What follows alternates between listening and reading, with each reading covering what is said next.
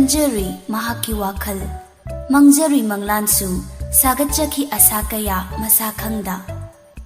minok amana magi masa pumba yumsinkibagum lengba otpa ngamda angang magi wakhalda hiyai nu tasengna angaubi oire notification laklibadu kanano haina changduna yengi IG dani Paremba huirem comment on your post haina tharami comment da kari pira ino haina yengi Wow ichan se piklingai dagi yam nungsirak bazani masak siam nungsi ichan hiyai nu paba loiraga mamai khajik sukna is mana haise piklingai da yam phajai hojikti dhire sinine sakta duga mana kyam phajadana aibu thi kaina mana solingai amu atopa reels amada comment pirai yai siso dum acting su yam hai nang film kumba yani give it a full support hiyai no parembagi comment sing si yenglaga I haigat pa haidu oire mi atopa na sumaina adai sidai hena pirakpa comment sithaba sigatpa singdi loina pai kaisu khande adubu manga sigi parembagi comment si hek urubadagi I pangkada ka ba haidu oire request the text amamung lai ichan accept toro sauringai hena sauna ba machak oikre noi napada tawalo accept kaina sinphau tobiroi nawa lawdi mina somda angang lagi request accept torotabai I karingai siga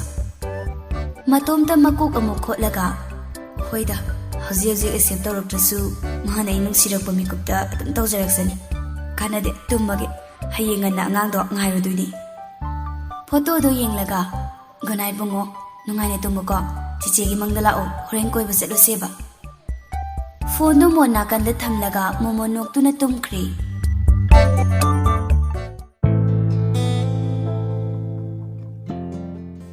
somda parembadi hiyai no gi reply ngairi online le ramini taxi udi urami se follow back to birak su text hari se sin phawdang di to biram bayabani mahi urubadagi sa se laifam ma khangja sina mo gai aina magi wakhal na risibu kaino hiyai nu na ma bo chatlo haina masada illaga tan khibadu ningsing lai no fet tawraga isam zamjaraga ingau ngau jaraga kaya da nungsiriba nangbudi aigi soidana oigani nafamda ngasi ma phungdokpa ngamdrabasu nongmadi soidana phungdokhini nafamda good night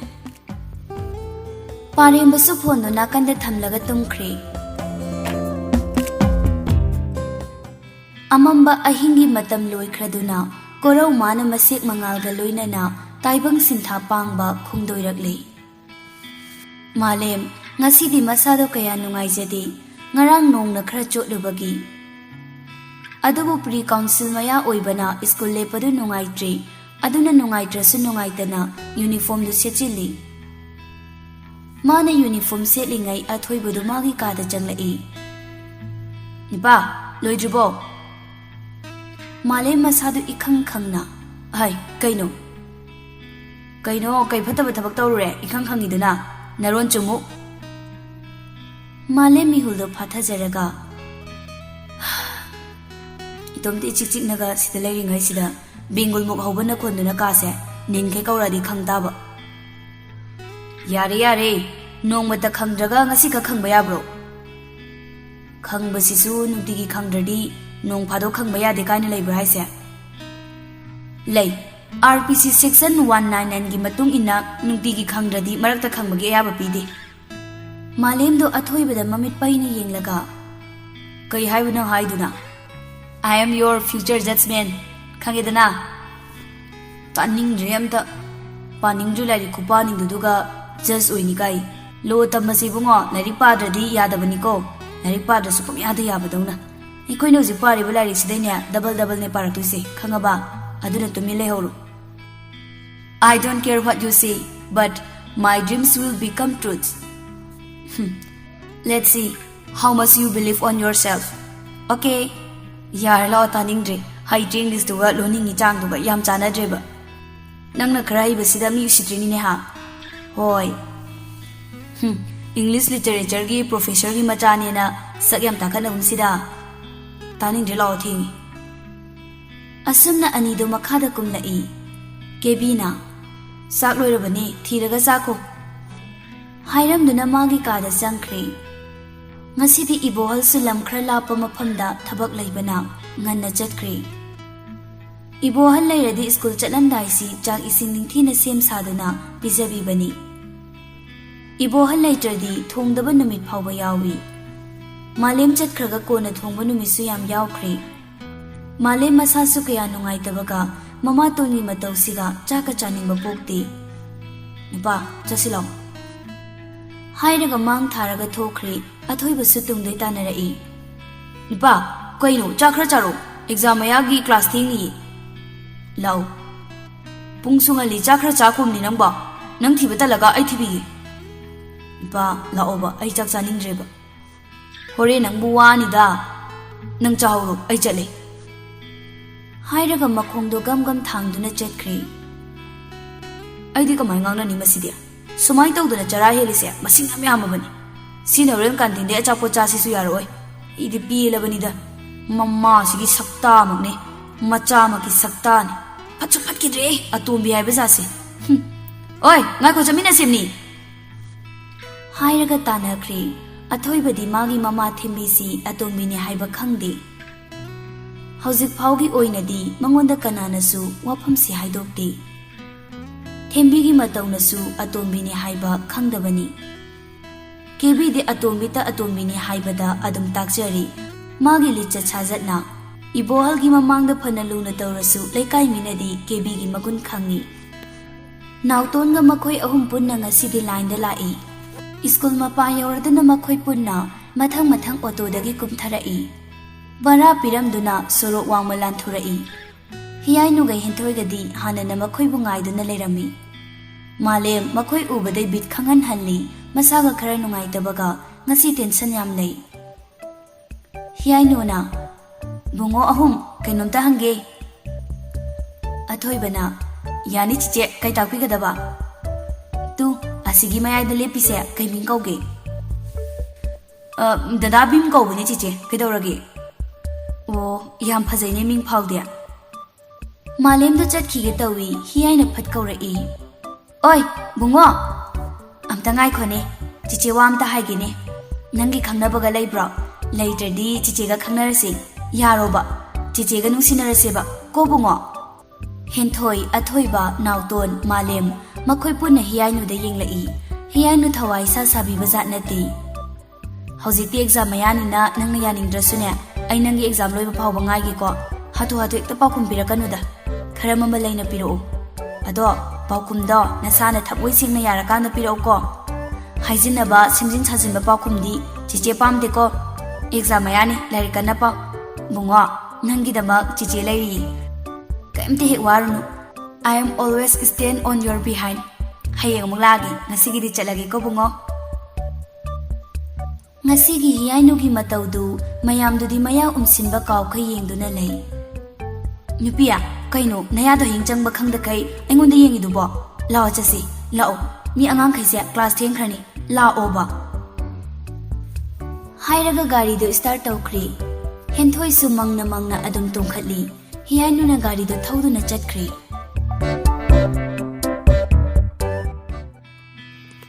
athoi bana hai fazana ngam he chiche sidia sorok sida ekta maya mangda nungsi hajalami adusu akhoi sak phajabada nautona nupa aidi longken kele hauziki nungsi khwai do aingonda ghairam poyu khudak tekte yagadamni atuk phajabi nupi wa malem do hainadana aduk lemdabi nupi moiraga lambi lamjau sida hairamaga changkhri ani du sumatung inai athoi bana nupa media deko phajabi chichenaga nungsi harami ko yabikro nungai deba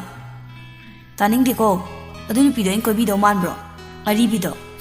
masagi lenga ko yi de haide pakta bi do makoy ahum na hek yobaga bel su tari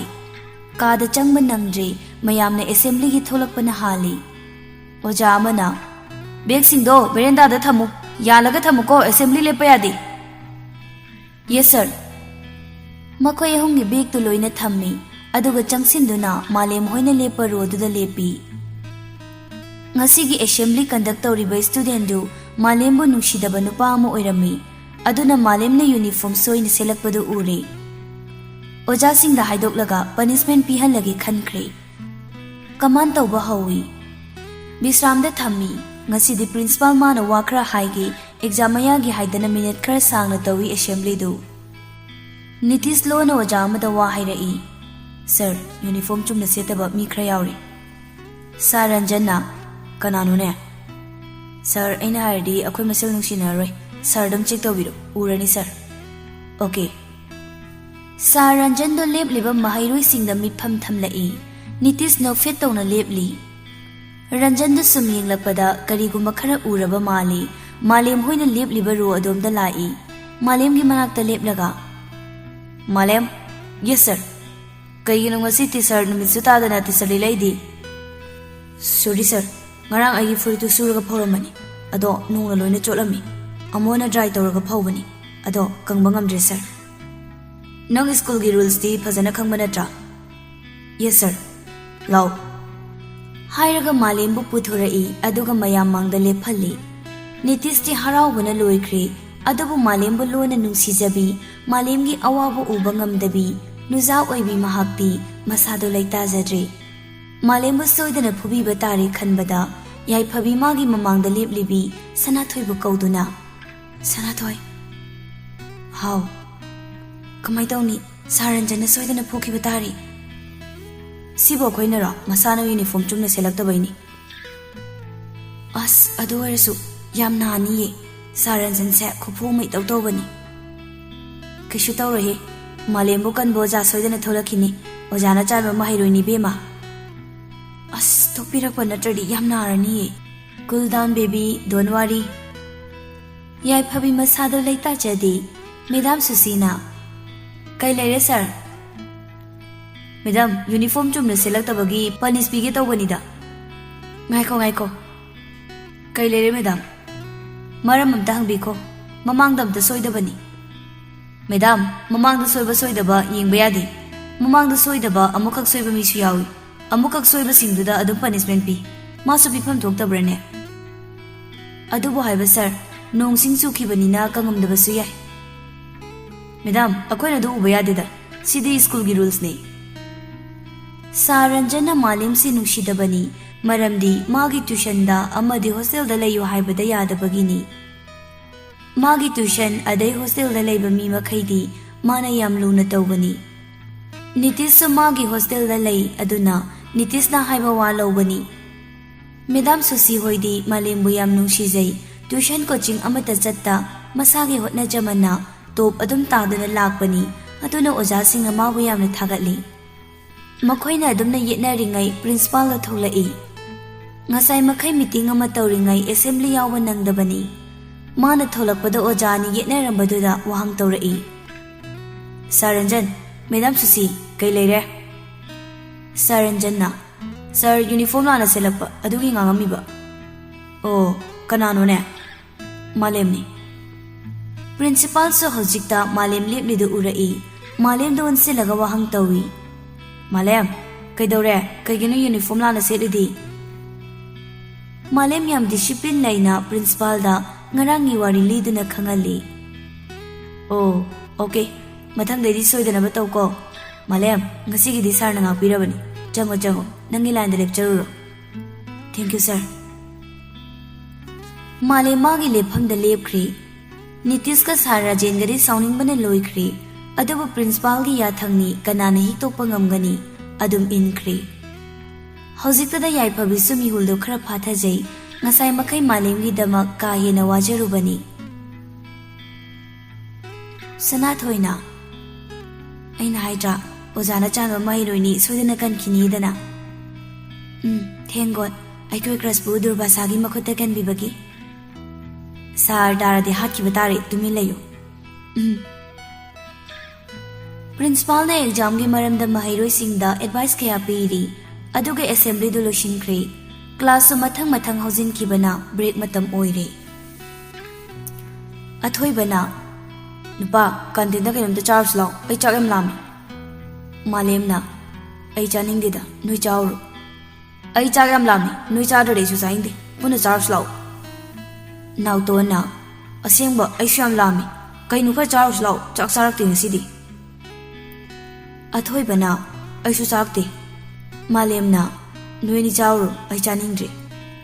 ꯇꯜꯂꯦ ꯑꯩꯈꯣꯏ ꯑꯃꯨꯛ ꯄꯨꯟꯅ ꯆꯥꯔꯁꯨ ꯂꯥꯛꯑꯣ ꯑꯩ ꯄꯩꯁꯥ ꯄꯨꯊꯣꯛꯀꯦ ꯅꯪꯉꯣꯟꯗ ꯄꯨꯊꯣꯛꯑꯣ ꯍꯥꯏꯔꯣꯏ ꯑꯩ ꯆꯥꯅꯤꯡꯗꯦ ꯃꯤ ꯌꯥꯔꯣꯏ ꯂꯥꯛꯑꯣ ꯄ꯭ꯂꯤꯖ ꯅꯥꯎꯇꯣꯟꯅ ꯅꯨꯄꯥ ꯑꯩꯈꯣꯏꯅꯤꯒꯤ ꯈꯤꯇ ꯈꯟꯕꯤꯌꯨ ꯀꯩꯗꯧꯒꯦ ꯂꯥꯛꯑꯣ ꯆꯥꯔꯨꯔꯁꯤ ꯕ꯭ꯔꯦꯛ ꯃꯇꯝ ꯂꯣꯏꯈꯤꯕꯅ ꯍꯥꯜꯂꯅꯤꯌꯦ ꯃꯈꯣꯏ ꯑꯅꯤꯅ ꯅꯝꯗꯅ ꯃꯥꯂꯦꯝꯕꯨ ꯄꯨꯗꯨꯅ ꯀꯥꯟꯇꯤꯟꯗ ꯂꯥꯛꯏ ꯀꯥꯆꯤꯟ ꯑꯣꯏꯔꯞ ꯊꯥꯔꯤꯕ ꯇꯦꯕꯜ ꯑꯗꯨꯗ ꯆꯪꯁꯤꯟꯗꯨꯅ ꯆꯤꯌꯔ ꯑꯃꯃꯝ ꯆꯤꯡꯊꯣꯛꯂꯒ ꯐꯝꯃꯤ ꯑꯊꯣꯏꯕꯅ ꯀꯩ ꯆꯥꯁꯦ ꯍꯥꯏꯅꯣ ꯄꯨꯛ ꯊꯟꯗꯧꯕ ꯆꯧꯃꯤꯟ ꯕꯣꯔꯥ ꯃꯣꯃꯣ ꯇꯧꯈ꯭ꯔꯒꯦ ꯀꯣꯐꯤ 3ꯒ ꯅꯦꯅꯦ ꯆꯧꯃꯤꯟ ꯄ꯭ꯂꯦꯠ 2 ꯕꯣꯔꯥ ꯄ꯭ꯂꯦꯠ 1 ꯃꯣꯃꯣ ꯄ꯭ꯂꯦꯠ 1ꯒ ꯄꯤꯕꯤꯔꯛꯑꯣ ꯀꯣꯐꯤ 3 ꯑꯃꯒꯁꯨ ꯏꯁꯤꯡ ꯕꯣꯇꯜ 1ꯒ ꯌꯥꯎꯕꯤꯔꯛꯑꯣ ꯍꯣꯏ ꯍꯣꯏ ꯐꯖꯅ ꯆꯥꯊꯔꯒꯦ ꯆꯥꯎ ꯄꯨꯛ ꯃꯥꯅꯕ ꯃꯅꯤꯡ ꯋꯥꯟꯖꯁꯅꯨ ꯀꯩꯅꯣ ꯑꯣꯛ ꯁꯦꯞ ꯑꯦꯟ ꯄꯤꯛ ꯁꯦꯞ ꯃꯥꯜꯂꯦ ꯄꯤꯛꯀ ꯑꯣꯛꯀꯁꯦ ꯃꯥꯟꯅꯗ꯭ꯔꯣ ꯃꯥꯟꯅꯗꯦꯗ ꯑꯃꯅ ꯏꯪꯂꯤꯁ ꯑꯃꯅ ꯃꯅꯤꯄꯨꯔꯤ ꯌꯥꯔꯦ ꯇꯥꯅꯤꯡꯗ꯭ꯔꯦ ꯀꯥꯟꯇꯤꯟꯒꯤ ꯅꯤꯅꯦꯗꯨꯅ ꯆꯥꯅꯕ ꯄꯤꯕꯤꯗꯨꯅ ꯃꯈꯣꯏ 3 ꯆꯥꯃꯤꯟꯅꯩ ꯃꯥꯂꯦꯝꯕꯨ ꯃꯤꯀꯨꯞ ꯈꯨꯗꯤꯡ ꯁꯦꯟꯅꯖꯔꯤꯕ ꯅꯨꯄꯤ ꯑꯃꯁꯨ ꯑꯆꯥꯟꯕꯤ ꯃꯇꯥꯔꯣꯏ 2ꯒ ꯂꯣꯏꯅꯗꯨꯅ ꯀꯥꯟꯇꯤꯟꯗ ꯈꯔ ꯂꯥꯞꯇꯛꯅ ꯐꯝꯗꯨꯅ ꯑꯆꯥꯄꯣꯠ ꯆꯥꯔꯤ ꯃꯥꯂꯦꯝꯕꯨ ꯂꯣꯟꯅ ꯂꯣꯟꯅ ꯌꯦꯡꯖꯕꯁꯨ ꯂꯦꯞꯇꯦ ꯁꯅꯥꯊꯣꯏꯅ ꯅꯨꯄꯤꯌꯥ ꯅꯪꯅ ꯃꯥꯂꯦꯝꯁꯦ ꯑꯗꯨꯛ ꯌꯥꯝ ꯅꯨꯡꯁꯤꯖꯔꯒ ꯐꯣꯡꯗꯣꯛꯄ ꯉꯝꯗ꯭ꯔꯤ ꯀꯩꯒꯤꯅꯣ ꯌꯥꯏꯐꯕꯤꯅ ꯃꯁꯥ ꯈꯪꯅ ꯉꯥꯎꯖꯕ ꯃꯁꯥ ꯈꯪꯅ ꯅꯨꯡꯁꯤꯖꯕꯁꯤꯅ ꯍꯦꯟꯅ ꯅꯨꯡꯁꯤꯕꯒꯨꯝ ꯐꯥꯎꯏ ꯂꯣꯟꯅ ꯂꯣꯟꯅ ꯍꯨꯔꯥꯟ ꯍꯨꯔꯥꯟ ꯃꯥꯒꯤ ꯃꯥꯏꯊꯣꯡꯇꯕꯨ ꯌꯦꯡꯖꯕꯁꯤꯅ ꯑꯩꯒꯤ ꯄꯣꯊꯥꯐꯝ ꯑꯣꯏꯔꯤꯕꯅꯤ ꯔꯣꯁꯅꯤꯅ ꯌꯥꯝ ꯋꯥꯏꯌꯦ ꯑꯁꯦꯡꯕꯅꯦ ꯑꯩꯅ ꯃꯥꯕꯨ ꯅꯨꯡꯁꯤ ꯍꯥꯏꯅ ꯐꯣꯡꯗꯣꯛꯂꯨꯕꯗꯗꯤ ꯅꯨꯄꯤ ꯇꯧꯉꯝꯕꯤ ꯅꯨꯄꯥ ꯄꯥꯝꯕꯤ ꯇꯥꯗꯣꯏꯅꯤ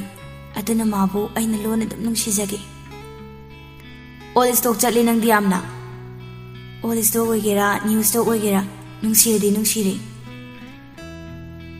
ꯑꯩ ꯑꯣꯅꯤꯡꯉꯛꯑꯦ ꯅꯪ ꯋꯥꯇꯥꯁꯦ ꯌꯥꯔꯦꯀꯣ ꯇꯨꯃꯤꯟ ꯆꯥꯔꯣ ꯑꯩ ꯉꯥꯏꯍꯥꯛꯇ ꯄꯦꯟꯅ ꯌꯦꯡꯈꯤꯒꯦ ꯌꯦꯡꯉꯨ ꯁꯦ ꯑꯩ ꯍꯟꯗꯣꯛꯀꯦ ꯁꯅꯥꯊꯣꯏꯒ ꯔꯣꯁꯅꯤꯒꯗꯨ ꯅꯥꯀꯟꯗ ꯐꯠ ꯐꯠ ꯍꯟꯗꯣꯛꯅꯩ